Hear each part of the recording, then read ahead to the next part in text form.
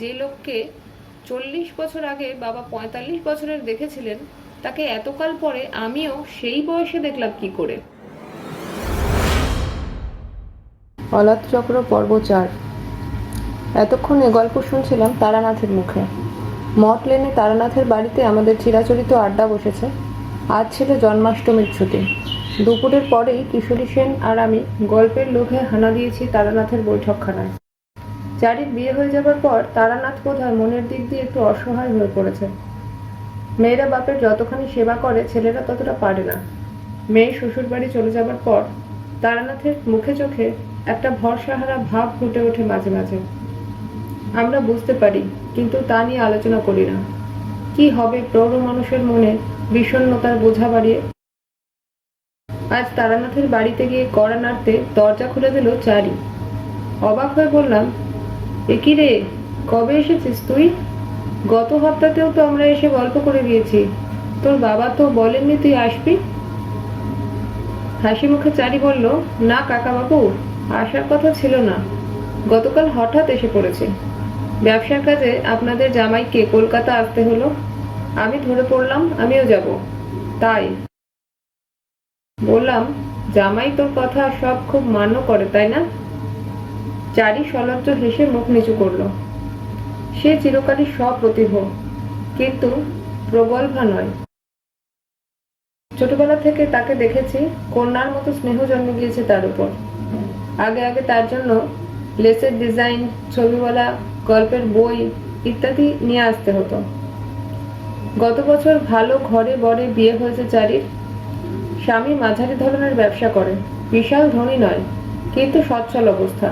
ছেলেটিও ভালো, বিনয়ী এবং সচ্চরিত্র। এত ভালো পাত্রে মেয়ের বিয়ে দেওয়ার ক্ষমতা তারানাথের ছিল না, কিন্তু চারি সুন্দরী বলে দেনা পাওনা নিয়ে কোনো বাধা হয়নি। চারি বলল, আপনারা ভালো আছেন তো কাকা বাবু? আসুন, ভেতরে এসে বসুন। একটু পরেই তারানাথ বাড়ির ভেতর থেকে বৈঠকখানায় এসে বসল। তার মুখ আজ উজ্জ্বল, গত 1 বছরের ম্রিয়মাণ ভাবটা কেটে গিয়েছে। সে বলল, এসো হে দুই মূর্তি, আজ ছুটির দিন, আমি জানতাম তোমরা আসবে।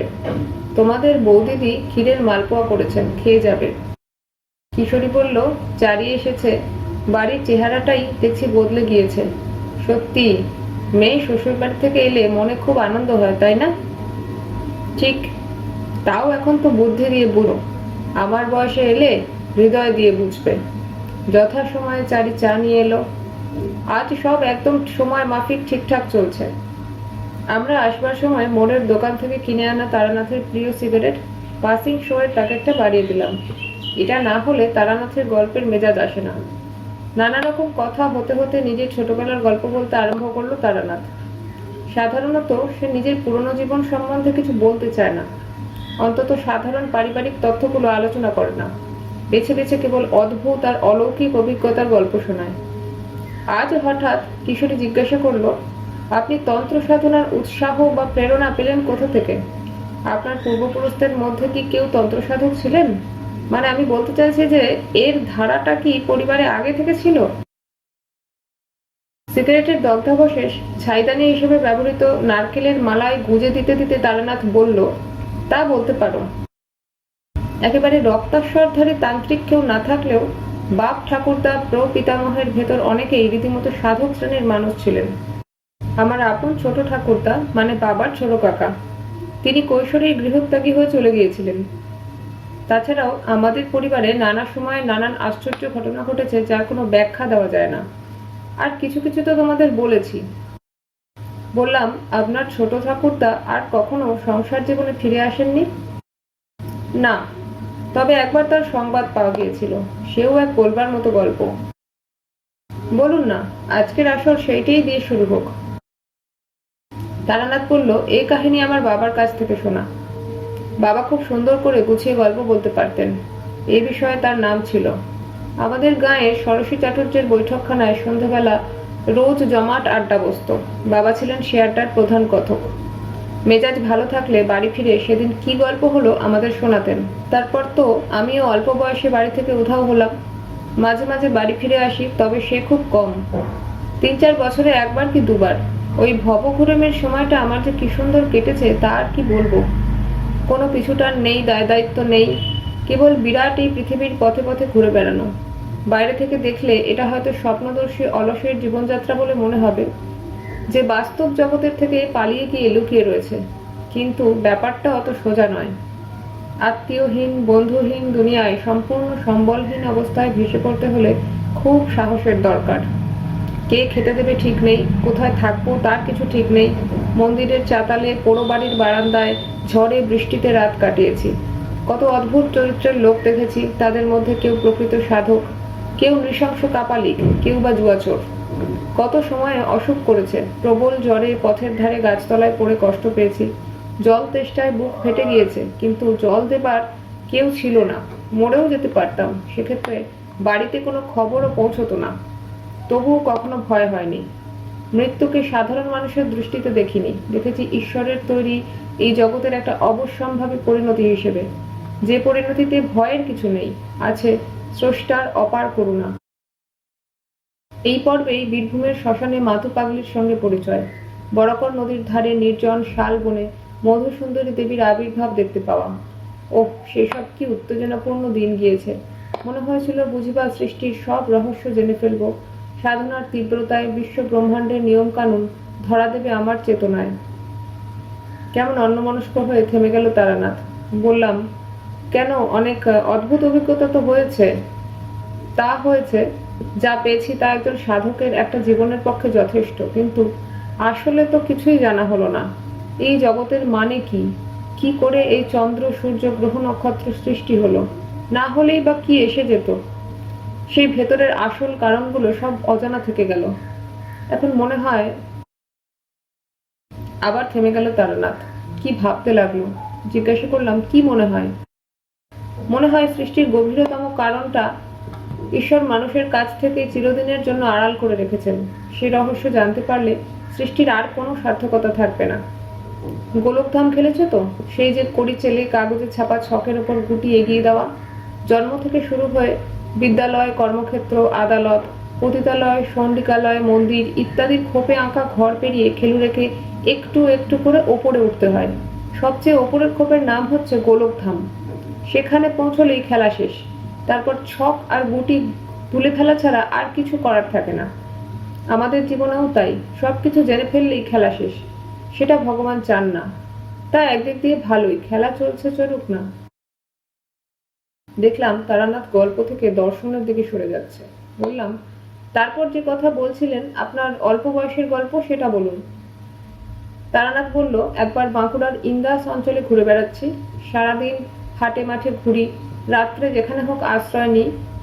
সেদিন বিকেল থেকেই আকাশে মেঘের ঘনঘটা। বেশি পথ না হেঁটে আলো থাকতে থাকতে একটা ছোট গ্রামের সীমানায় শিব মন্দিরের চাতালে আশ্রয় নিয়েছি। বেশ বড় চওড়া চাতাল, 8-10টা থামের ওপর ছাদ রয়েছে, কাজেই ওপরটা ঢাকা, বৃষ্টি হলেও ভিজতে হবে না। গায়ে উড়ুনি, পায়ে খড়ম এক পৈতেধারী বুড়ো মতো লোক দেখি মন্দিরের সিঁড়ি দিয়ে নেমে কোথাও যাচ্ছে। মনে হলো এখানকার পূজারী। এগিয়ে গিয়ে বললাম, আগে এখানে রাত্রিটা একটু থাকা যাবে? লোকটি একান্ত নীরস এবং অমিশুক প্রকৃতির। কিছুক্ষণ আপাদমস্তক আমাকে ভালো করে দেখে সে শুকনো গলায় বলল, থাকতে ইচ্ছে হলে থাকো, আমাকে জিজ্ঞাসা করার কি প্রয়োজন? না, ভাবলাম আপনিই বোধহয় এ মন্দিরের পূজারী, কাজেই আপনার অনুমতি নেওয়াটা। কিছু দরকার নেই, আমি এখানকার পূজারী বটে, কিন্তু নাট মন্দিরে যে কোনো যাত্রী আশ্রয় নিতে পারেন। তবে এখানে অতিথিশালা নেই, খাবার দাবার দেবার ব্যবস্থাও নেই। থাকার মধ্যে ওই নাট মন্দির, থাকতে চাইলে থেকে যাও। আপনি কোথায় থাকেন? বৃদ্ধ আমাকে কড়া চোখে তাকিয়ে দেখলো, তারপর বলল, কেন বলো তো? না, তাই জিজ্ঞেস করছি। আমি এই গ্রামেরই ভেতরে থাকি, কিন্তু আমাদের বাড়িতে স্থানাভাব, সেখানে আশ্রয় দিতে পারবো না। হেসে বললাম, আপনার আশ্রয় থাকার চেয়ে গাছতলায় থাকা ভালো। ভয় নেই, থাকতে চাইবো না, কথাটা এমনিই জিজ্ঞেস করেছিলাম। গাছপালারা অন্তত আশ্রয় গ্রহণকারীকে কটু কথা বলে না। বৃদ্ধ আর একবার আমার দিকে তাকিয়ে হুম শব্দ করে গ্রামের দিকে চলে গেল। আমার পথ হাঁটার সম্বল বলতে একটা ঝোলা, তার মধ্যে একখানা ঘটি, গায়ের চাদর, একখানা রুদ্র ডামরের পুঁথি, কয়েকটা বাবলা ডালের দাঁতন কাঠি আর 1 টাকা 12 আনা পয়সা। এর বেশি কিছুর প্রয়োজনও বোধ করিনি কখনো। পঞ্চমুণ্ডির আসনে বসা সেই হিন্দিভাষী সাধু শিক্ষা দিয়েছিলেন আগামীকালের জন্য কোনো সঞ্চয় না করতে। তার উপদেশ মনের মধ্যে গেঁথে গিয়েছিল। পরবর্তীকালেও যে উপার্জন বা সঞ্চয় করেছি তা করেছি স্ত্রী পুত্র কন্যার মঙ্গলের জন্য, নিজের প্রয়োজনে নয়। আজ পর্যন্ত সেই অভ্যাস বজায় রেখেছি। ক্রমেই আকাশ মেঘে অন্ধকার করে আসছে। ঝোলা সহ নাট মন্দিরের ওপর উঠে একখানা থামের গোড়ায় গুছিয়ে বসলাম।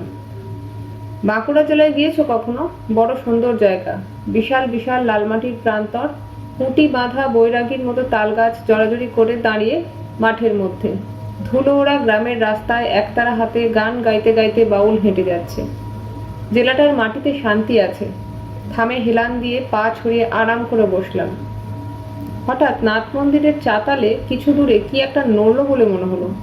সন্ধে ঘনিয়ে আসছে, পরিষ্কার কিছু দেখা যায় না, কিন্তু কোনো কিছু নড়লে আবছা আন্দাজ করা যায়। ভালো করে তাকিয়ে দেখি কেউ একজন শুয়ে রয়েছে সেখানে। শোয়া অবস্থায় পাশ ফেরায় নড়াচড়াটা চোখে পড়েছে। হেঁকে বললাম, কে কে ওখানে? মনুষ্য মূর্তিটি উঠে বসে বলল, আমি। আমি কে? পৃথিবীতে সবাই তো আমি, যাত্রী। লোকটি সামান্য হাসলো, বলল, সংসারে সবাই যাত্রী, কোথাও না কোথাও চলেছে। বাপরে, এ যে গুরু মশাইয়ের মতো কথা বলে। তবে তার কণ্ঠস্বর মৃদু, ভদ্র ও মার্জিত। পথ চলতি লোকের কথা বলার ভঙ্গি সাধারণত এমন মার্জিত হয় না। একটু কৌতূহল হওয়ায় বললাম, এসো, এদিকে এসে বসো। লোকটি উঠে এলো আমার সামনে। আলো নেই, পরিষ্কার তাকে দেখতে পেলাম না, কিন্তু মনে হলো তার বয়স বছর 40 কি 45 হবে। এই বয়সের কোনো লোককে তুমি বলাটা আমার উচিত হয়নি। বললাম, কিছু মনে করবেন না, অন্ধকারে ভালো দেখতে পাইনি, তুমি বলে ফেলেছি। তাতে কি হয়েছে? জগতে সকলে সকলের বন্ধু, বন্ধুকে তুমি বলা যায়। লোকটির পরনে খাটো ধুতি আর হাফ হাতা শার্ট। সাধারণ দরিদ্র পথিক, কিন্তু তার আচরণে এমন কিছু বৈশিষ্ট্য আছে যা সমীহ আদায় করে। বললাম, কোথায় যাবেন? আসছেন কোথা থেকে? এবার বেশ মজার ব্যাপার হলো। পথিক মানুষটি আমাকে তুমি সম্বোধন করতে লাগলো, কিন্তু তার অনুভূতি পাওয়া সত্ত্বেও আমি কিছুতেই তা পারলাম না। সে বলল, কোথাও যাচ্ছি না ভাই, অনেকটা তোমারই মতন। পথে পথে ঘুরে বেড়াতে ভালো লাগে, যা পাই তাই খাই, যেখানে খুশি থেমে যাই, এই আর কি। আমার সেই বয়সের অভিজ্ঞতাতেই দেখেছি কিছু লোক আছে যারা হিয়ালি করে কথা বলতে ভালোবাসে। ভেতরে শূন্যগর্ভ বলেই বোধহয় তারা বড় বড় দুর্বোধ্য কথা বলে। প্রথমে আমি এই লোকটিকে তাদের দলে ফেলেছিলাম, কিন্তু একটু পরেই বুঝতে পারলাম তা সত্যি নয়। মানুষটার ভেতর গভীরতা আছে। বললাম, আমারই মতন মানে? আপনি কি করে জানলেন আমি কিরকম? ও জানা যায়, আমি বুঝতে পারি। বয়স অল্প হলেও তারই মধ্যে আমি অনেক সাধক এবং অদ্ভুত কর্মতান্ত্রিকের সঙ্গে মিশেছি, তাদের আশ্চর্য ক্রিয়াকলাপ দেখেছি। এ আর আমাকে নতুন কি ভরং দেখাবে? বললাম, কি করে বোঝেন? কাক চরিত্র বা লক্ষণ শাস্ত্র চর্চা করেন নাকি? না, বুঝি এইভাবে যে মন আসলে একটাই, তোমার আমার যদু কিংবা মধুর, পৃথিবীর সব প্রাণীর। মায়ার আবরণে আলাদা আলাদা দেখায়। পর্দা টাঙিয়ে দিলে ওপারে কি আছে দেখা যায় না, পর্দা সরিয়ে দিলে আবার সব স্পষ্ট দেখা যায়। মায়ার পর্দা সরিয়ে দিলে সবই এক, তখন কারো মনের কথা জানতে অসুবিধা হয় না। বললাম, আপনি তো বিশিষ্টাদ্বৈতবাদের কথা বলছেন, এ দর্শন শিক্ষা করেছেন কোথায়? খুব ভালো গুরু ছাড়া অদ্বৈতবাদের পাঠ নেওয়া যায় না। কে আপনার গুরু? আমার বাবা। ও, আপনি বুঝি শাস্ত্রাধ্যায়ী পণ্ডিতের সন্তান? সে চুপ করে রইল। ভাবলাম কোনো কারণে সে হয়তো নিজের পরিবারের কথা আলোচনা করতে চায় না। এক্ষেত্রে কথা না বাড়ানোই ভদ্রতার সঙ্গত হবে। ঠিক এই সময় ঠান্ডা হাওয়ার একটা ঝাপটা দিয়ে ঝড় এসে পড়ল। বর্ষাকাল হওয়া সত্ত্বেও সারাদিন প্রখর রোদ্দুর ছিল। গুমোটে প্রাণ অতিষ্ঠ হয়ে উঠেছিল। এখন শুকনো পাতা, ধুলোবালি আর কুটো কাটা উড়িয়ে ঝোড়ো বাতাস এসে চারিদিক ঠান্ডা করে দিল। ঝড়ের মুখে পাক খেতে খেতে দুটো শালিক এসে নাট মন্দিরের কড়িকাঠের ফাঁকে আশ্রয় নিয়ে গুছিয়ে বসলো। অথবা ওইটাই ওদের বাসা, ঝড়ের দাপটে কোনো রকমে ফিরে এসেছে। বললাম, আপনার নামটা তো জানা হলো না। লোকটি চুপ করে থেকে বলল, আমার নাম অমর, অমর জীবন। বাড়ি কোথায়? এই জেলাতেই বুঝি? অমর জীবন কোনো উত্তর দিল না। বুঝলাম নিজের কথা বলতে সে আদৌ আগ্রহী নয়। অন্য প্রসঙ্গে যাবার জন্য বললাম, আশ্রয় তো যা হোক পাওয়া গেল, কিন্তু খাওয়াটা বোধহয় জুটবে না। না না, তা কেন? ঝড়টা থামুক, খাওয়ার ব্যবস্থা হয়ে যাবে এখন। তা কি করে হবে? কাছাকাছি কোনো দোকানপাট দেখছি না। গ্রামে হয়তো আছে, কিন্তু তারা কি এই ঝড় বাদলে দোকান খুলে রাখবে? মনে হয় না। অমর বলল, রাত্রে কি খাও তুমি, ভাত না রুটি? বললাম, আমি ঠিক সন্ন্যাসী না হলেও পথে ঘুরেছি অনেক দিন, সবই অভ্যাস আছে। বেশ বেশ, ভালো, খাবার এসে যাবে। অন্ধকারে অমরের মুখ চোখ ভালো দেখতে পাচ্ছি না। লোকটা পাগল নয় তো? কোথায় খাবার? অমর বলল, কালকেও আমি এখানে ছিলাম। স্বপ্নে দেখলাম আজ তুমি আসবে, তাই একটা দিন বেশি থেকে গেলাম। এমনিতে আমি দুরাত্রির কোথাও থাকি না। হ্যাঁ, নিশ্চয়ই পাগল। গতকাল রাত্রিরে স্বপ্ন দেখেছে আজ আমি আসবো। বদ্ধ পাগল ছাড়া কি? বললাম, আপনি জানতেন আমি এখানে আসবো? হ্যাঁ। স্বপ্নে দেখেছেন? হ্যাঁ, স্বপ্ন দেখার প্রয়োজন হলে আমাকে নির্দিষ্ট জায়গায় পৌঁছে সেখানে থাকতে হয়। বেচারি। এমনিতে বেশ ভালো লোকটা, ভদ্র আর মিষ্টি কথাবার্তা, দোষের মধ্যে পাগল। এরপরেই অমর জীবন হঠাৎ আমার দিকে তাকিয়ে বলল, তুমি বাড়ি চলে যাও। আমি প্রথমে ঠিক বুঝতে পারিনি সে কি বলছে। বললাম, তার মানে বাড়ি যাব কেন? কিছু না, ভবঘুরে জীবন ত্যাগ করে সংসারে ফিরে যেতে বলছি না। সে যখন সময় হবে যাবে। তোমার নিজের ভালোর জন্যই বলছি, কয়েকটা দিনের জন্য বাড়ি যাও। আচ্ছা, বিপদ তো। বললাম, কিন্তু কেন? মনে করো না আমি তোমার বন্ধু, আমি অনুরোধ করছি তাই যাচ্ছ।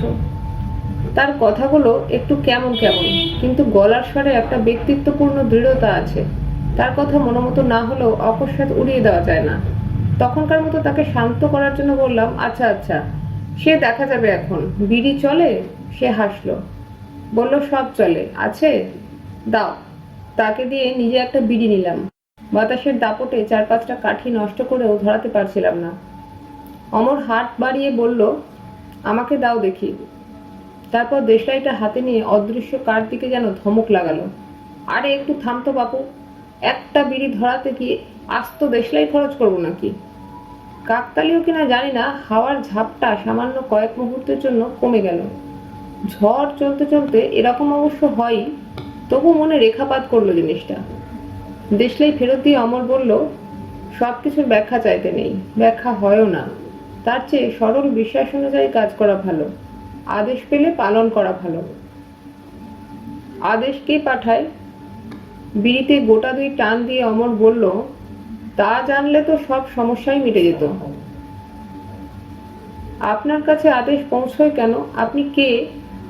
উত্তরে অমর বলল, বিড়িটা ভালো, খুব নরমও না, খুব কড়াও না, বেশ মিঠে করা ধরনের। কোত্থেকে কিনেছ? খাওয়ার পরে আর একটা দিও তো। ঝড় থেমে গিয়ে নামলো বৃষ্টি। চলল বেশ কিছুক্ষণ। দিক দিগন্ত ঠান্ডা হয়ে গেল। মন্দিরের পেছনে কোথা থেকে ব্যাঙ ডাকতে লাগলো। বৃষ্টি যখন থামলো তখন পাড়াগাঁর হিসেবে বেশ রাত। দেখি পথে জমা জলে ছপছপ করে কে একজন হেঁটে এসে নাট মন্দিরে উঠল। সামনে ঝুঁকে অন্ধকারে ঠাহর করার চেষ্টা করে ডাকলো, ঠাকুরমশাই, ও ঠাকুরমশাই। অমর বলল, এই যে আমি এখানে, দাও। কাছে এলে দেখলাম লোকটির হাতে একটা বড় শালপাতার ঠোঙা। সে ঠোঙাটা অমরের হাতে দিতে দিতে বলল, আর এক মূর্তি এসে দেখছি। তা হয়ে যাবে ক্ষণ দুজনের। দাঁড়াও, খাবার জল দিয়ে যাই। নতুন লোক জল আনতে গেলে পুকুর ঘাটে আছাড় খাবে। বোধহয় পথিকদের তৃষ্ণা নিবারণের জন্য মন্দিরের চাতালে রাখা একটা মাটির কলসি নিয়ে লোকটি অন্ধকারে কোথায় চলে গেল। অমর বলল, মন্দিরের পেছনেই একটা পুকুর আছে, সেখানে গেল জল আনতে, ভালো পরিষ্কার জল। তারপর আমার মুখের দিকে তাকিয়ে বলল, খাবার ব্যবস্থা হয়ে যাবে বলেছিলাম, আর খাবার এসে গেল। এর ভেতর কিন্তু অলৌকিক কিছু নেই। এই লোকটির একটা ময়রার দোকান আছে গ্রামে, গতকালও আমাকে খাবার দিয়ে গিয়েছিল। অতিথি সেবা করতে ভালোবাসে। পয়সা দিতে চেয়েছিলাম, নেয়নি। আজকের খাবারও দিতে বলা ছিল। যা খাবার দেয় তা আমি একা খেতে পারি না। আজও দুজনের হয়ে যাবে এখন। দেখি কি দিয়েছে। উঠে গিয়ে যেখানে সে শুয়েছিল সেখান থেকে একটা কাপড়ের পুঁটুলি নিয়ে এলো অমর। তার ভেতর থেকে একটা মোমবাতি বের করে বলল, দেখি দেশলাইটা আরেকবার দাও। শালপাতার ঠোঙা খুলে দেখা গেল তার ভেতরে গোটা 15 বড় মাপের পুরি, আলুর তরকারি আর অনেকখানি মোহনভোগ, দেশি ঘি দিয়ে তৈরি। দারুণ গন্ধ বেরোচ্ছে। তখনও গায়ের দিকে খাবারে ভেজাল দেবার কথা কেউ ভাবতে পারতো না। জল ভরে মেটে কলসিটা নিয়ে ফিরে এলো ময়রা, আমাদের পাশে নামিয়ে রেখে বলল, এই জল রইল, এ খাবারে হয়ে যাবে তো নাকি আর কিছু এনে দেব? খাবারের প্রাচুর্য সম্বন্ধে তাকে আশ্বস্ত করে বিদায় করা হলো। অমর বলল, অন্ধকারে গল্প করা যাবে কিন্তু খাওয়া যাবে না। মোমবাতি বেশি পুড়িয়ে লাভ নেই, এসো খেয়ে নেওয়া যাক। অমর খুব কম খায়, মাত্র 4খানি পুরি সে খেলো। বাকি সবগুলো খেতে হলো আমাকে। অবশ্য পথ হেঁটে আমার খিদে পেয়ে গিয়েছিল। কলসি কাত করে কানায় হাত দিয়ে জল খেলাম। তারপর মোমবাতি নিভিয়ে দিয়ে অমর বলল, এসো এইবারে গল্প করি। অন্ধকারের ভেতর থেকে তার কণ্ঠস্বর ভেসে আসতে লাগলো। কত গল্প সে শোনালো সারা রাত ধরে। তেমন কথা আমি কারো কাছে কখনো শুনিনি। সাধারণ ডাল ভাত খাওয়া জীবনের কথা নয়, যেন অচেনা ভাষায় অচেনা সুরে অদ্ভুত গান শোনাচ্ছে কেউ। আকাশ আর নক্ষত্রের গল্প, সমুদ্রের ঢেউয়ের গল্প, আগুন বাতাস পাহাড় মাটির গল্প। সে আমি তোমাদের ভাষা দিয়ে ঠিক বোঝাতে পারবো না। সৃষ্টির আদিম গল্প সে। আমাদের প্রত্যেক দিনের জীবনে তার কোনো প্রতিচ্ছবি হয় না। সেই রাতের কথা আমার সারা জীবন মনে থাকবে। কথা বলতে বলতেই অমর জীবন হঠাৎ বলল, তোমার ছোট ঠাকুরদা গৃহত্যাগ করে চলে গিয়েছিলেন না? উনি এখনো বেঁচে আছেন। আশ্চর্য তো, কি করে সে কথা জানলো এই লোকটা? কিন্তু তখন আমার এত ঘুম পেয়েছে যে যথেষ্ট অবাকও হতে পারলাম না।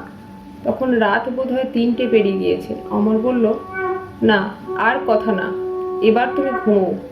বাড়ি চলে যেও কিন্তু কালকেই, তোমার ভালোর জন্যই বলছি। আমার চোখে ঘুম জড়িয়ে এসেছে। বললাম, আপনিও চলুন না আমার সঙ্গে। যাবেন? না, এবার না, এবার থাক। তবে তোমার সঙ্গে আবার দেখা হবে আমার।